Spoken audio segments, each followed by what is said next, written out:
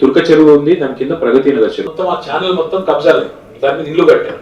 So దానివల్ల ఏమైందంటే ఇక్కడ water there was no other way to go but to enter into residential layouts. నిర్దాక్షిణ్యంగా కొట్టిపారేయండి.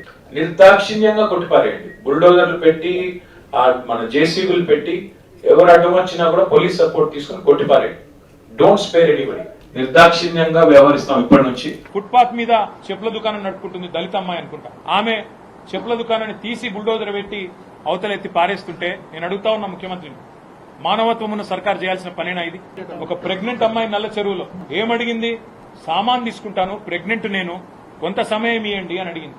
దానికి కూడా నిర్దాక్షిణ్యంగా ఆ అమ్మాయిని బయట నూకేసి కట్టేసి పోలీసులతోని గోడగట్టి అమానవీయంగా, మానవీయ కోణం ఉండాలి వాళ్ళ నగాదంలో రోడ్డు మీద పడేది. అమానవీయంగా మళ్ళొక్క అమ్మాయి పుస్తకాలు తీసుకుంటా అంటే నూకి పారేసుడు, ఇంకో ప్రెగ్నెంట్ లేడీ నేను సామాన్లు తెచ్చుకుంటా అంటే నూకి పారేసుడు, మీ ప్రభుత్వమే రిజిస్ట్రేషన్ చేసుడు, మీ ప్రభుత్వమే కూలగొట్టుడు, ఈ చిల్లర పనులు బంద్ చేయమని చెప్పి ముఖ్యమంత్రికి నేను విజ్ఞప్తి చేస్తా ఉన్నాను.